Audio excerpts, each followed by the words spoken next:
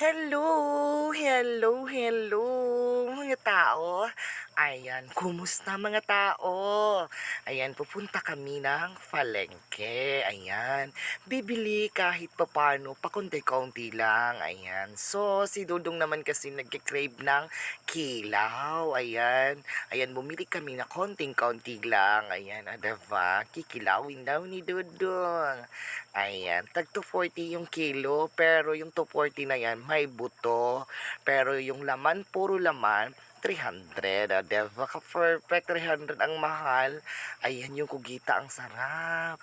Ayan yung mga fresh nila. Pero mahal ngayon yung mga isda. Ayan. Ayan yung maliit na yan.